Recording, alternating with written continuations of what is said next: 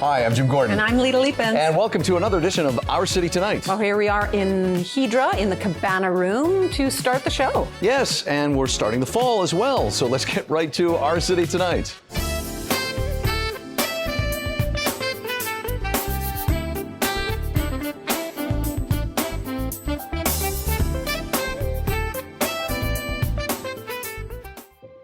This segment is brought to you by Hamilton High Street Senior Residence, Richmond's newest senior living community.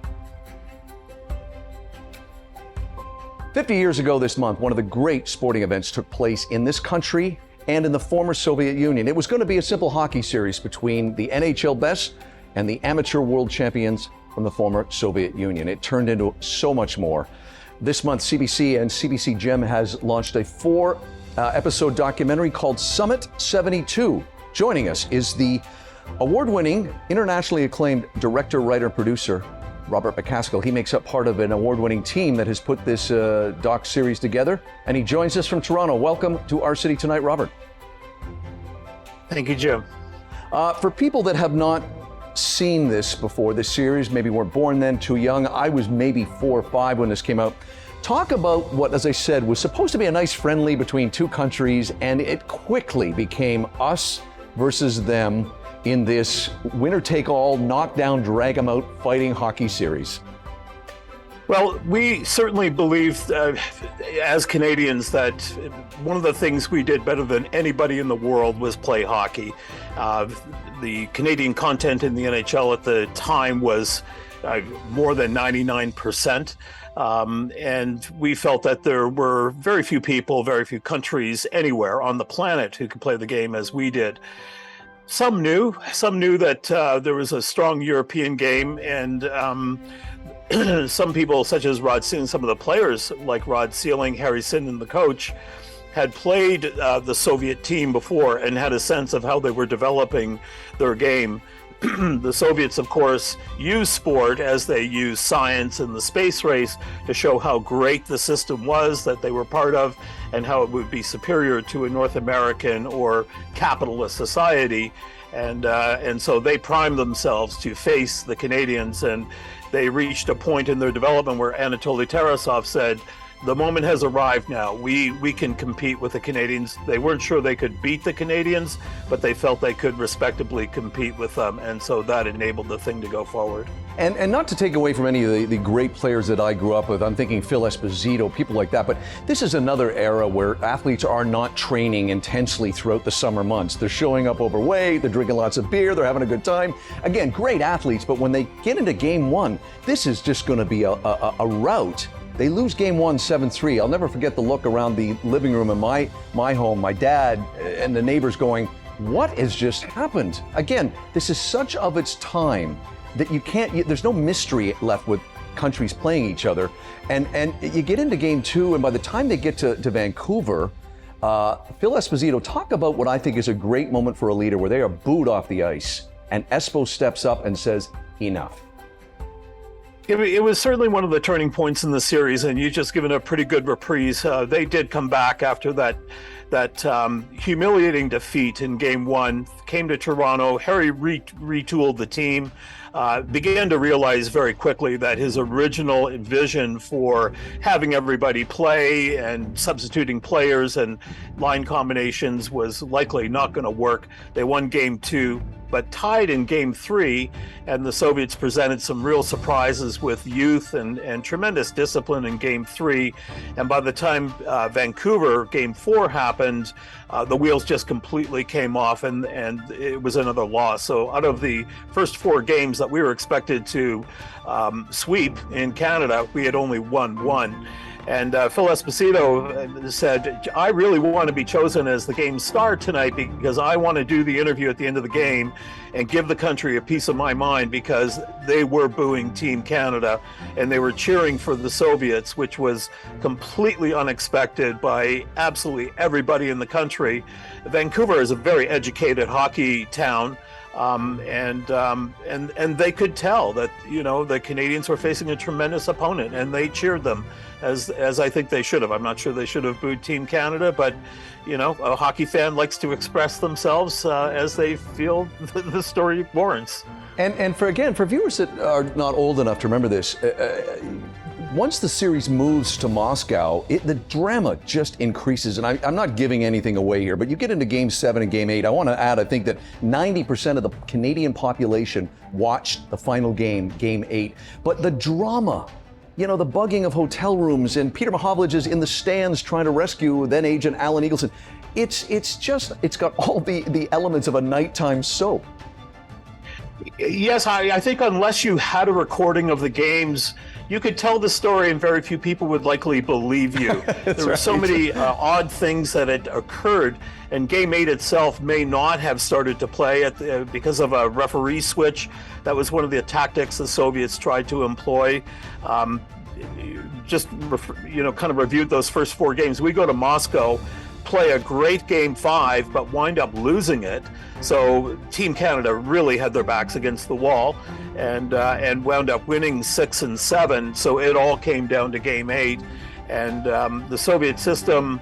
And I refer to the system, not the people, certainly not the players, but the politicians and authorities. They really, really felt they had the victory, and it was slipping through their fingers.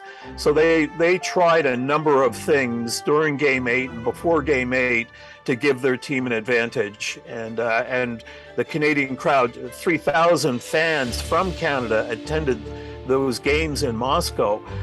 They were all chanting, "Let's go home, let's go home." That's right. And be it a forfeit or let the series go unfinished. They didn't really care, but they didn't want to be cheated. I want to go out on this question, Robert. You're the expert. There's a comment in one of I think the first episode, where I believe Ken Dryden, the former great Montreal Canadian goaltender, says that Game 1 was the most transformative game in NHL history. It was a war, but what the Russians brought to the game was certainly something that is a positive for what the NHL would go on to become.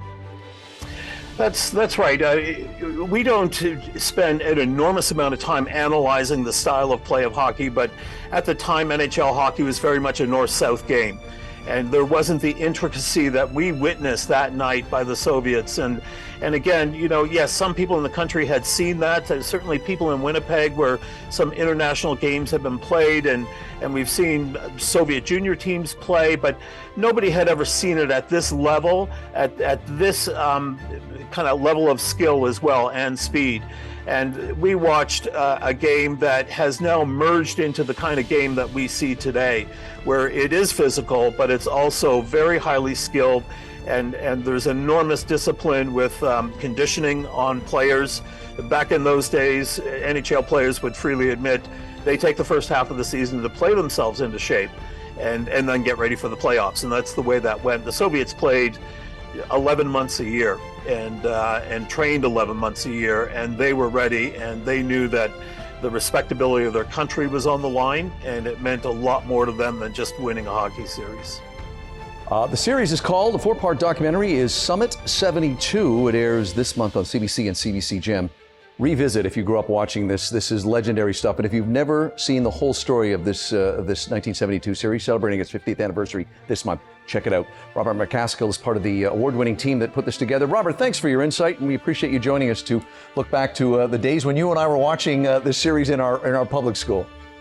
Thank you, Jim. Cheers. It's been my pleasure. Well, that work fell. Here's another shot. Right by the score.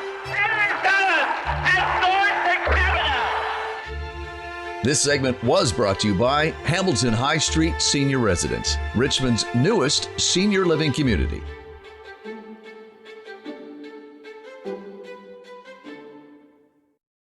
This Inside Business segment is sponsored by WMB Specialty, your insurance experts that go above and beyond. Wilson M. Beck Insurance Specialty Services, we care, we help. Well, now joining us from Wilson M. Beck Insurance Services is Victor Lang, Managing Partner, and Jack Schmidt, Principal. Guys, thanks for joining us here today. Thanks for having us. Great to have you. I've been wanting to have you guys on for a while because we're going to talk about some issues that I think are very important to our viewers who have businesses or even personal business that they do. Vic, I'm going to start with you. Talk about the company and the office which opened in Vancouver last year. Well, we've got 7 offices across BC. We've been around, as mentioned, from 1981, but the Vancouver office we founded last year was to specialize around certain niches to help certain types of businesses with their insurance. We specialize around hospitality, First Nations business, mining, security firms, and several other niches, sports, for example. And philosophies around having people that understand those niches, those industries. You're part of the associations, you know the people that are in those businesses, you can speak to it, and you can talk to an underwriting company, an insurance company, about what risks those businesses have and how they're mitigating those risks. So it's about the specialization to certain niches and being able to provide better value for those customers. Jack, I want to turn to you now. Can you talk briefly about what are some of the hot topics right now? And one of them we're going to talk about in this segment specifically. Well, there's right now many topics that you can discuss. Larry, insurance, everything is a hot topic in insurance, especially with everything that happened during COVID and the floods and the fires. But I think right now one of the biggest topics is cyber, because we're seeing that increase more and more, and there's a lot of exposure to a lot of businesses, even though they don't really think about it. And I'll throw this out to both of you. I'm certainly one of those people that has a business and I think it's never going to happen to me, or I've got an IT department that can look after that. Talk about how you guys have to get people like me with my businesses, big or small, to come around to the fact that it will happen to you and your IT department, not throwing them under the bus, but they may not be able to do everything for you. Vic, start with you. Absolutely. I mean, depending on the industry niche, between 23% and 36% of businesses have experienced a cyber event. But if you want to put it into the most simplistic terms, have you ever received an email or a text that says, click on this link, we need your updated banking information? Yeah. This is a phishing attempt. This is a cyber event. So all of us have had that. Businesses will get it, and it depends on what kind of hardware you have in place, what kind of software you have in place, importantly, what kind of written protocols you have as a business. But also then you can get cyber insurance policies will help with a lot of that and help coach a business. And Jack, one of the things that is shocking when I was reading some of the information you sent to me, and you see it in the news all the time, is now it's just we're holding your company ransom that people don't sometimes think about. And the fees have certainly gone up in terms of ransom. Talk about what you guys can do to help with that. Yeah, well, I think the most important thing that we can help with is, first of all, educate them of what the exposures are. And the interesting fact is that the highest exposure is actually the human error. Right. As Victor was saying, we all get emails, text messages where people get a link where it's saying, click here to provide your updated bank information.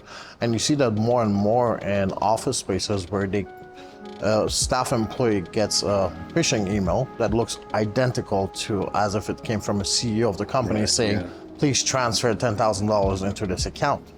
And without even thinking about it, because it looks very original, it looks identical to their own emails, they will click on it and they will process it. So the key is to literally come in, educate them and train them that they have to put in policies and procedures in place and do in-house phishing attempts themselves to flag if employees are actually paying attention, and develop training programs and educate them that they shouldn't be clicking on links such as phishing links, but also kind of educating them of how to understand how a phishing email looks like. Yeah. So these are the key factors, but then also on the other hand, a lot of insurers have programs in place and work with cybersecurity companies that can be subcontracted and hired to come in and help IT departments, because at the end of the day, IT departments are good at what they're doing, but again, it's not the IT problem,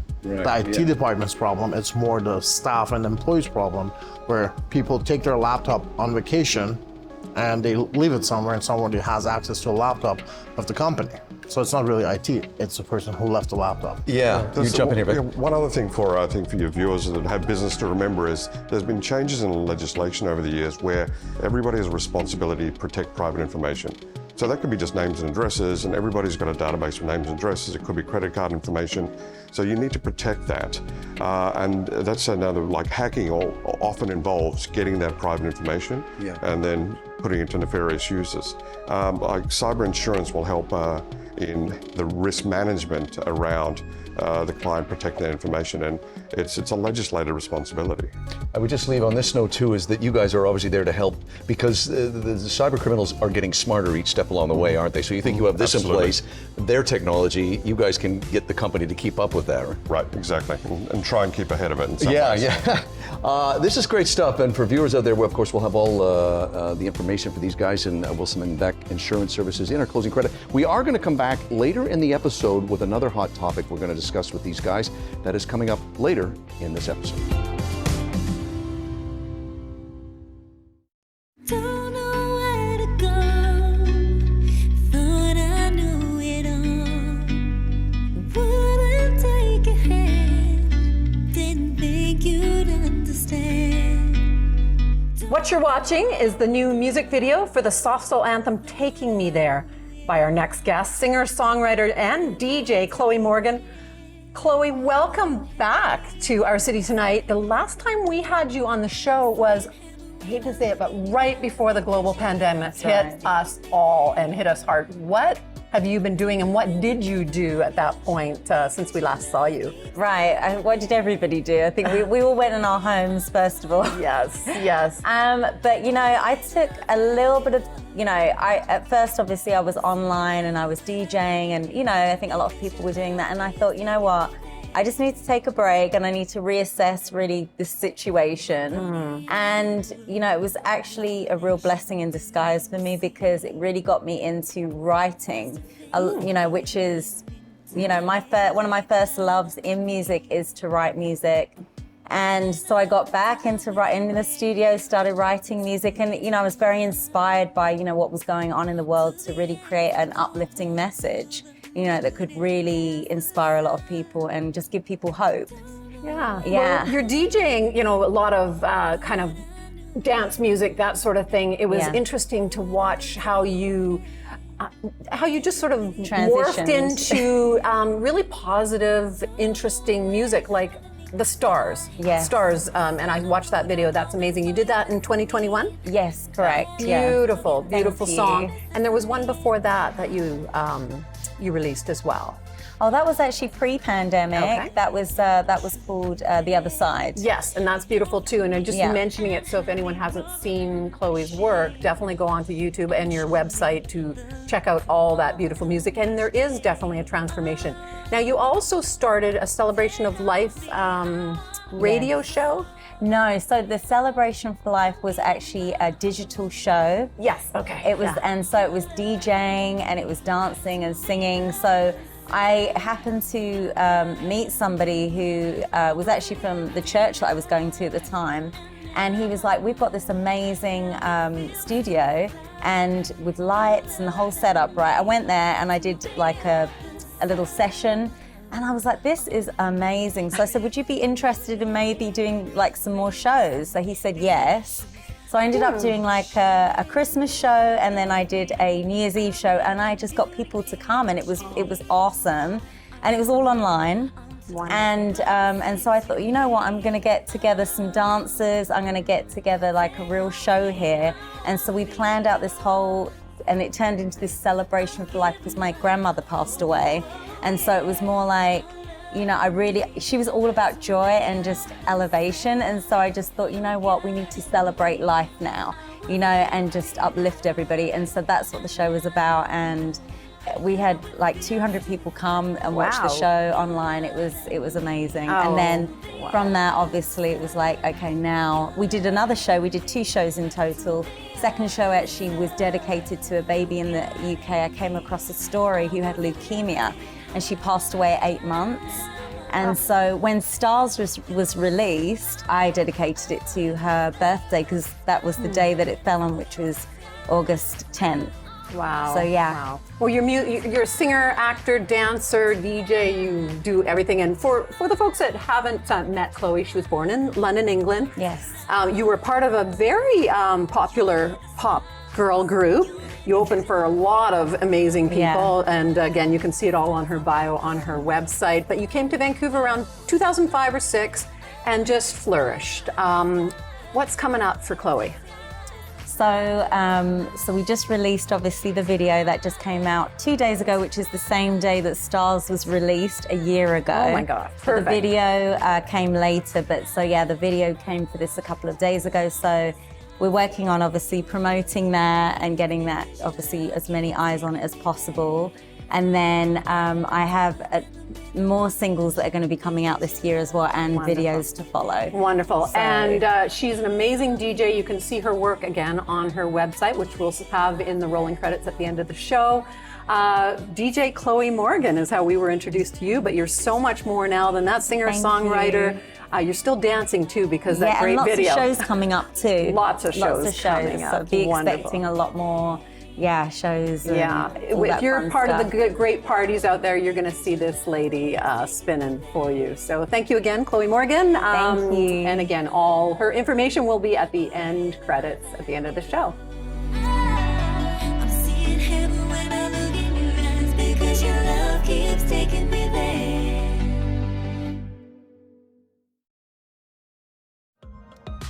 Well, back here joining us again is Victor Lang, Managing Partner, and Jack Schmidt, Principal of Wilson M. Beck Insurance Services, offices across Canada, of course, here in Vancouver and Burnaby. Guys, welcome back.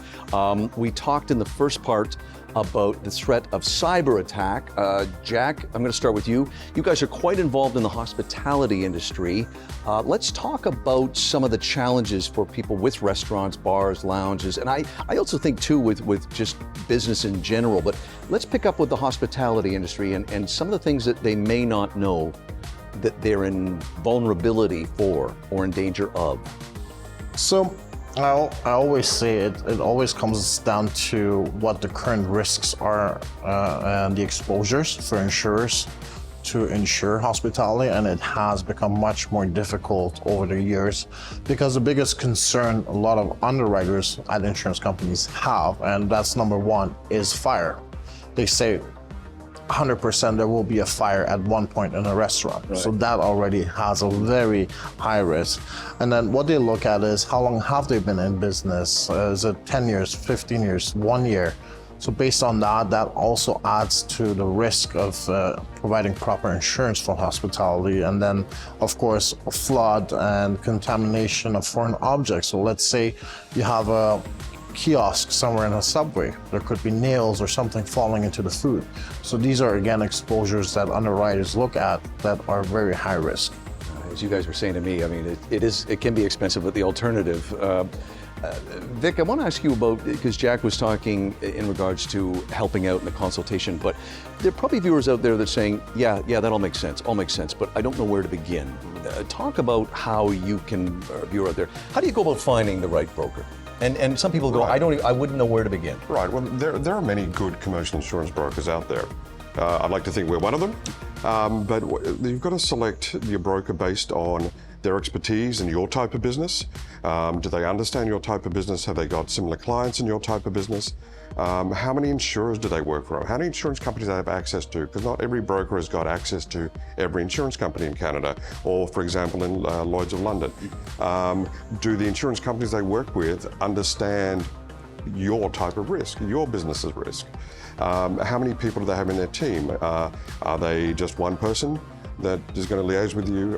Is there a team behind them? What other value-added services they provide? Because the broker should be more than, and this is a point that Jack alluded to, it should be more than just providing you an insurance policy. Right. That's part of it, but the risk management approach is then being your consultant on any other type of source of risk. Sure. And then even if it's not that insurance broker, they should have partners that can provide help with other sources of risk.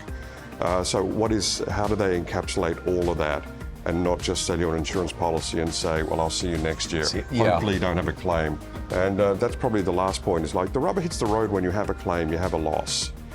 Do they have claims advocates on staff? Because that's crucial, because it's a product or a service that you never want to use, but everybody needs to buy it. What are they going to do in the event of a loss? Have they talked you through that? Have they coached you on what's going to happen, who you need to call, what they will do, what you will do? for your business to mitigate the loss.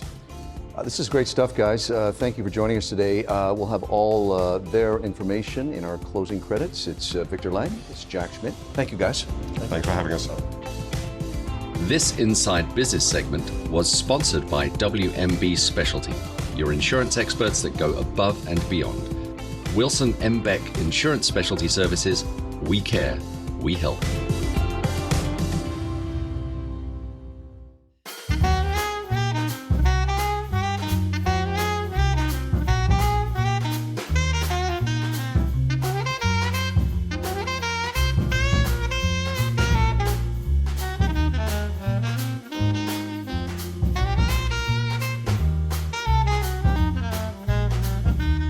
Well, getting ready to wrap up another edition of Our City Tonight. A familiar face joins us right now, the GM, big shot here at Hydra, Christopher McFadden. He's a good guy, but he's a big shot. Anyway, Chris, you quite often bring some great wines. We're into the fall season now. Wine dinners are back. You've just completed one. Great. You brought out what wine for Lita and I to try? Today we brought out the Cedar Creek 2015 vintage, so back vintage from them, of the Desert Ridge single vineyard Merlot that they do. And this in spirits towards our next winemaker dinner after finishing Clos de Soleil last week. And then Bodega Garçon for Wine Festival, which is amazing to have back in spirits that we're back into a little bit of fruition. And this one's coming... this will be second week of November is when we're aiming for it. So Mark Featherstone, again, our wine director for the company, is working hard on the right wines to be chosen with Cedar Creek to represent them in the best form. But tourism is beautiful right now, and we know people are going to want to get back into doing these big dinners. And As the weather starts to get a little off, you want to come in and... And if we can help lead that for the city, I think there's a better life for everyone. I think you are leading this for the city. Number 1 on TripAdvisor here at Hydra. Modestly and amazingly, our team is just tremendous. We're absolutely blessed for the crew that we have.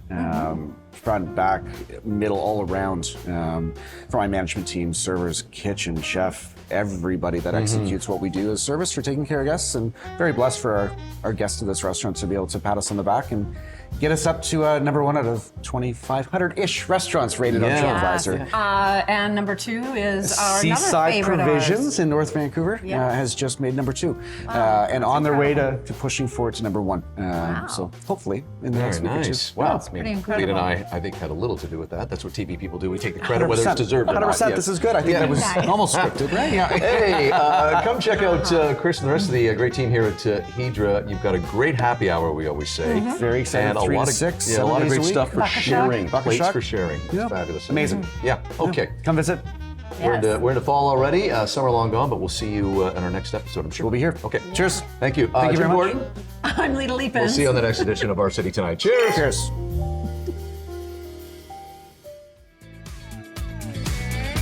Don't forget to check out past episodes and individual interviews, all on the Our City Tonight YouTube channel. Outdoor wear for Jim and Lita provided by Helly Hansen, alive since 1877. The Richmond Sentinel, providing news, entertainment, and human interest stories in print and online.